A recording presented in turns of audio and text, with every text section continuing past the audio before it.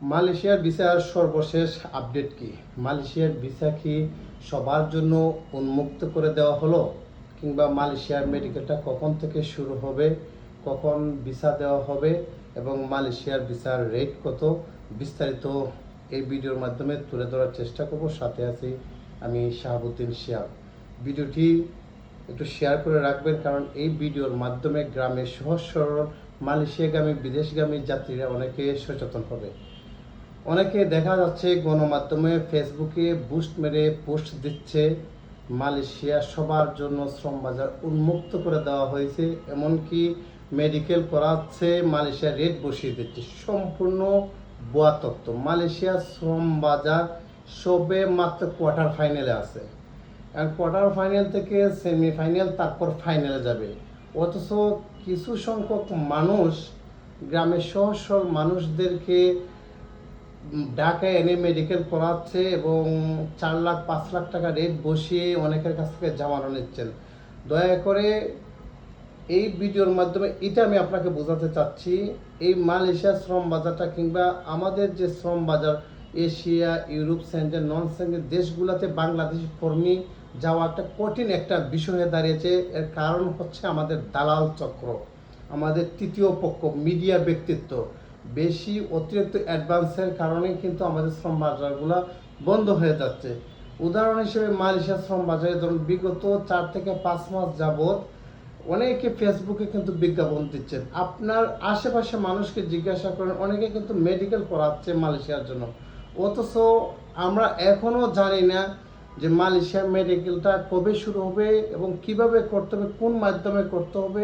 মালয়েশিয়ার ভিসাগুলা মালয়েশিয়ার সরকার বাংলাদেশের সরকারকে একটা আশ্বস্ত করেছে, উন্মুক্ত করে দিবে। ইভেন কোয়ার্টার ফাইনালের মধ্যে আছে, অনেক বিষয় এখানে জড়িত আছে যেটা আমিও না জানি।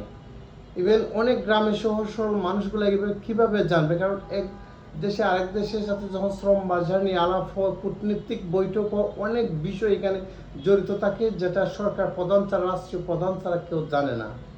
সো মালয়েশিয়ার দায়িত্বশীল যারা আছে, মালয়েশিয়ার সরকার, বাংলাদেশ সরকার এটা আশ্বস্ত করেছে, কিন্তু এখানে কিছু বিষয় থাকে, যেমন কিভাবে তারা নেবে, কোন মাধ্যমে নেবে, কত টাকা রেট হবে, কিন্তু বয়সের মাধ্যম হবে নাকি রিক্রুটিং লাইসেন্স দ্বারা হবে, এটা কিন্তু এখন আলোচনার মধ্যে কিন্তু চলমান। এখন আমরা মালয়েশিয়ার শ্রম বাজার যখন খুলবে, এটা উন্মুক্ত করে এভাবে বলা হবে যে অমুক অমুক লাইসেন্সের রিক্রুটিং লাইসেন্সধারী এই মালয়েশিয়া শ্রমিকগুলো পাঠাতে পারবে। এবং ওই লাইসেন্সগুলো আপনারা অনলাইনে চেক দিবেন, চেক দেওয়ার পরে তারপর বুঝতে পারবেন যে এদের কারা কারা এজেন্ট আছে। মাদার পাওয়ার এয়ার ট্রাভেলস থেকে আমি শাহাবুদ্দিন শিহাব আছি। যদি কেউ মালয়েশিয়ার যে আলোচনাগুলো আছে, রিক্রুটিং লাইসেন্সগুলো যারা বৈদেশিক কর্মসংস্থান মন্ত্রণালয়ে আবেদন করেছে মালয়েশিয়ার ভিসার জন্য বা কলিং ভিসার জন্য, এগুলোর সাথে আমাদের একটা সম্পর্ক আছে, থাকতে পারে, যেহেতু ট্রাভেল এজেন্সি আমাদেরও আছে।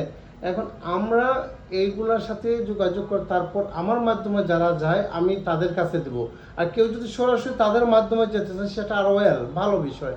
সুতরাং দয়া করে মালয়েশিয়ার বিষয়ে একটু সতর্ক থাকবেন এবং আপনি সচেতন হবে, অন্যকে সচেতন হবেন। ইতিমধ্যে কোনো মেডিকেল চলমান নয়।